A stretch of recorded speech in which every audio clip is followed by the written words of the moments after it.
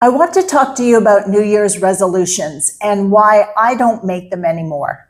Because it took me almost 40 years to understand why resolutions so often lead to frustration, self-blame, and burnout, even when the desire to make change is sincere. If you've ever started a new year feeling hopeful and committed, and then quietly watched that resolve fade by February, this video is for you.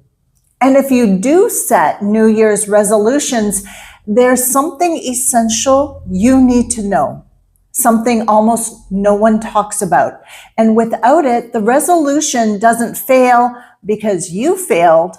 It falls apart because it was built on the wrong foundation. So stay with me. This video isn't just about New Year's resolutions. It's about how real change actually happens inside of you.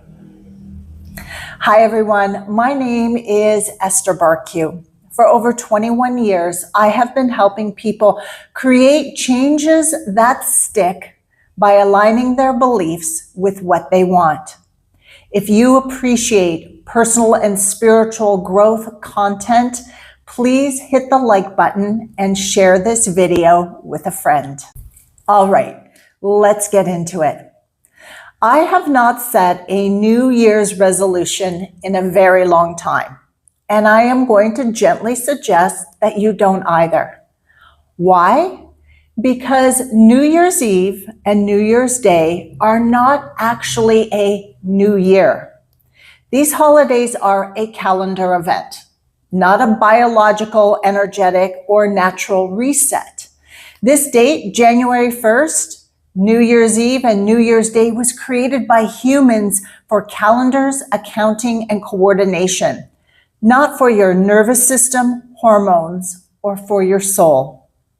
January 1st doesn't align with the sun, the moon, your body, or the natural world. It lands right after weeks of late nights, heavy food, emotional overload, disturbed sleep, and constant stimulation.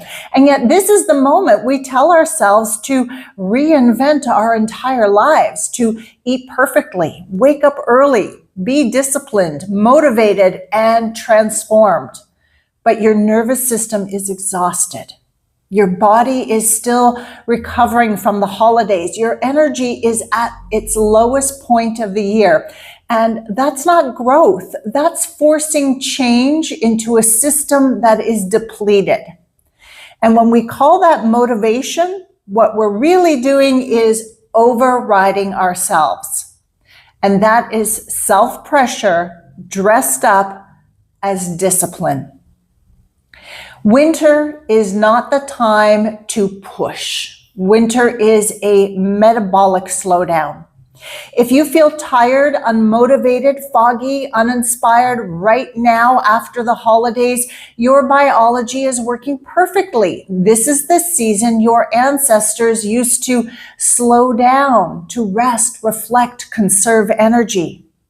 And if you're watching this video from the Southern Hemisphere, January 1st lands in your summer, which actually proves this point. Bodies respond to season and light, not to dates. So one global reset can't possibly fit everyone. But we're trapped in a 12-month calendar that ignores human biology. So no, January 1st is not the ideal time to aggressively start new diets, intensive exercise routines, and life overhauls. There are cycles to creation, and honoring those cycles changes everything. So what is a real new year? If you're looking for a true reset, here are some better options. Number one, the astrological new year. The real energetic new year begins when the sun moves into the sign of Aries, usually around late March. This marks the start of the astrological cycle, and it's the same everywhere in the world, no matter where you live. Aries is the first sign of the zodiac. Its energy is about initiation, courage, momentum, and new beginnings. This isn't the energy of planning or perfecting. It's the energy of starting, of taking the first step, of moving forward before you have it all figured out. And that's why setting intentions at the astrological new year often feels more natural. You're working with an energy that supports action and forward movement rather than pressure or force. In astrology, Aries doesn't ask, "Am I ready?" It asks, "What's the first step?" And that is a very different foundation to begin with, something solid. Number 2 is your birthday. Your birthday is powerful for that change because on that day, the sun returns to the exact position it was when you were born.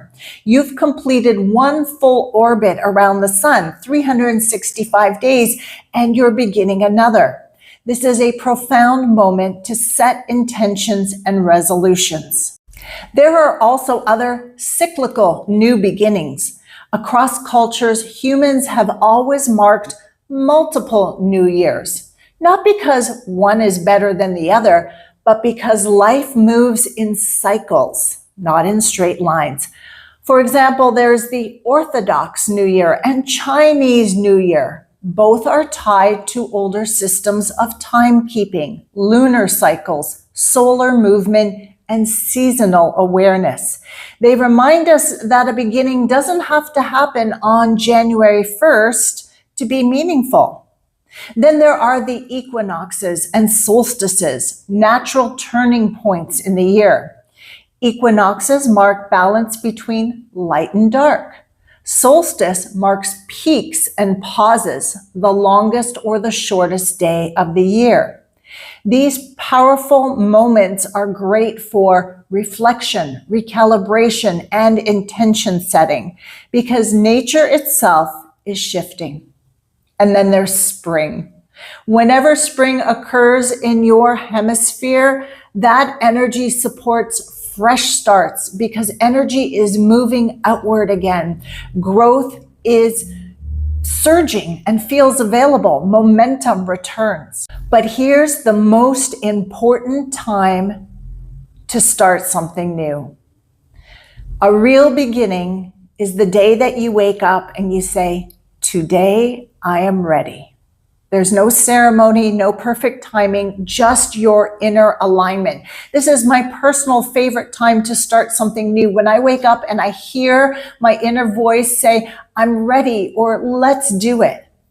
Conscious creators know you don't need permission from a calendar to begin something. Let's talk about the difference between intentions versus resolutions, because a resolution is rigid, it's pressure, and an intention is alive. You can set an intention any day. And honestly, New Year's Day is one of the hardest days to do it, especially in the Northern Hemisphere when you're cold, tired, and depleted. But if you are still determined to set a New Year's resolution, I am going to offer you 3 practices that will actually help you make it work, plus a bonus. Because here's the missing piece most resolutions ignore. And let's use an easy example. Let's say someone's resolution is, "I want to lose 100 pounds in 2026.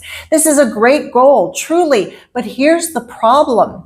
If inside of you, there is a chorus of parts saying, "We've tried this before, this is impossible, we can't even lose 20 pounds, we're just going to fail again," that inner protest becomes the energetic soil that your resolution is planted in. And that soil is not fertile.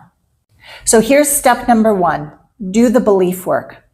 Before you change your food, your exercise, or your routine, you need to align your beliefs. Because beliefs aren't just thoughts, they are internal systems.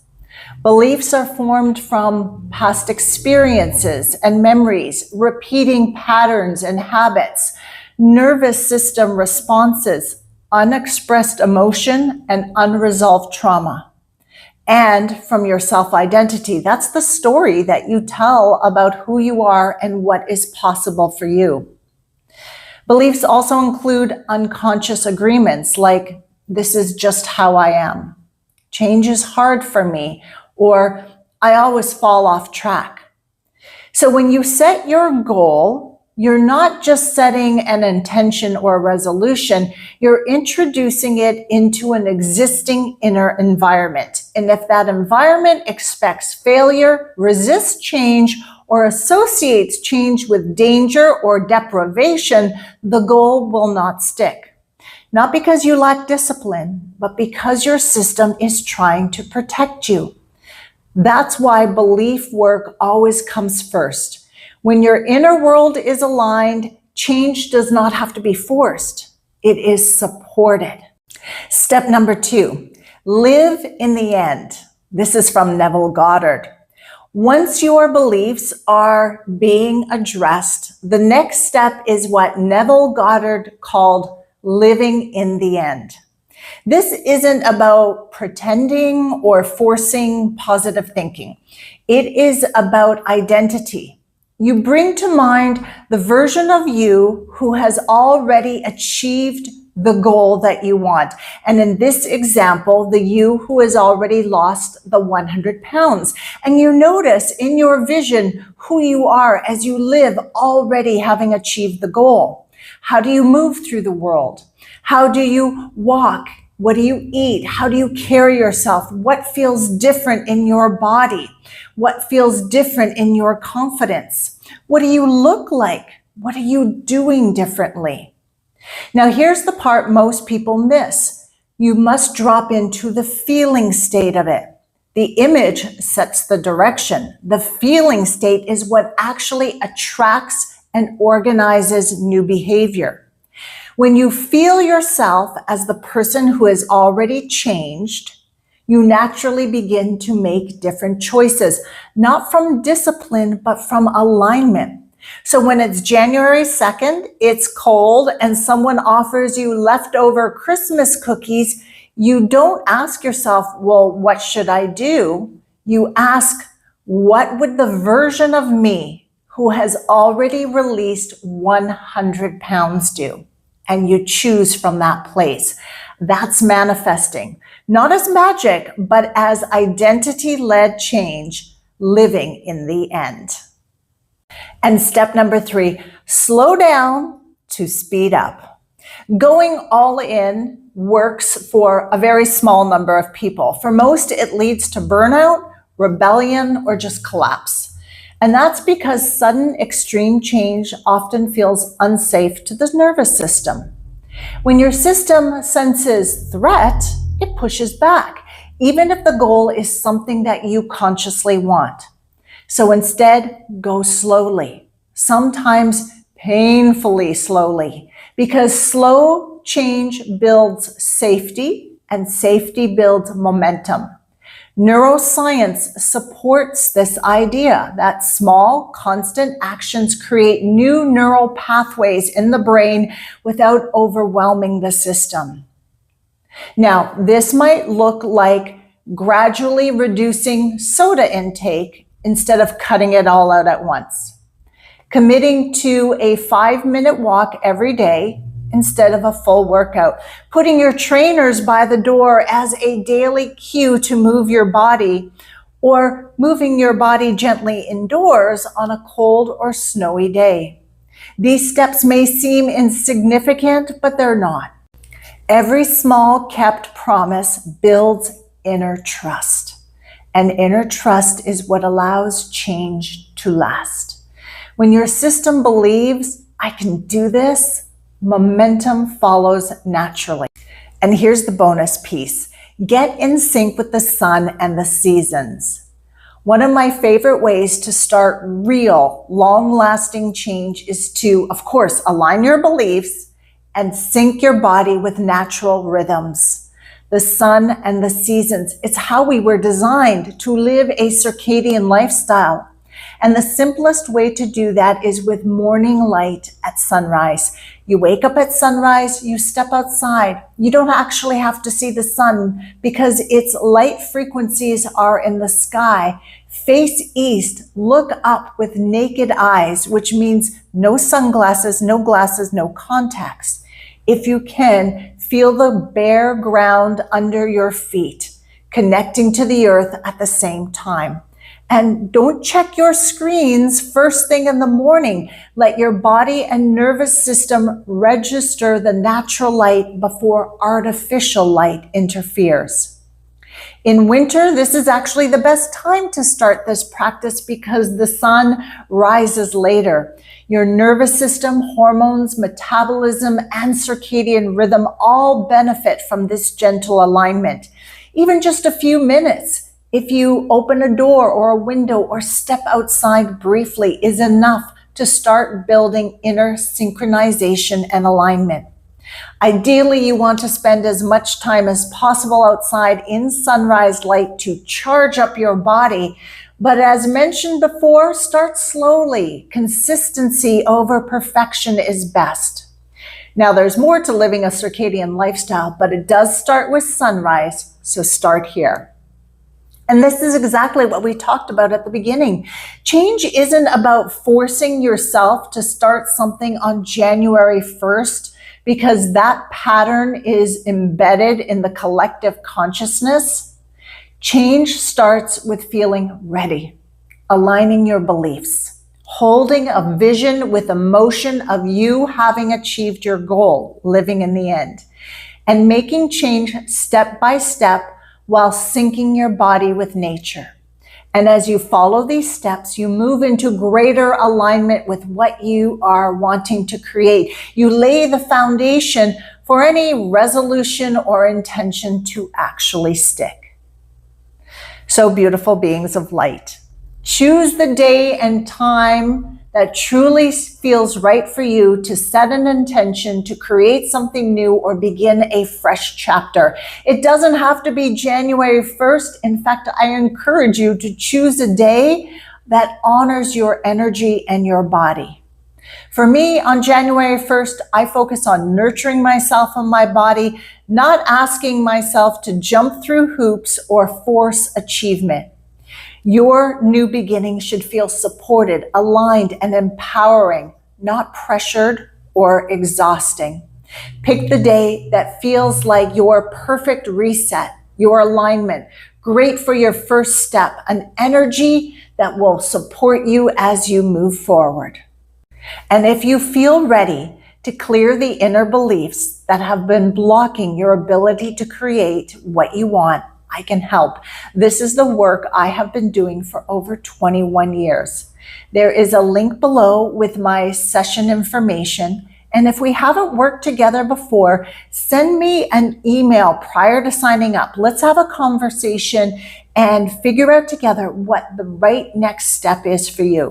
The process and session work that I do isn't about pressure or quick fixes. It's about helping you build a foundation that actually supports your desires and makes change feel natural, sustainable, and aligned. Oh, and there's a video popping up on your screen right now. I chose it just for you. Please watch that next. Happy New Year.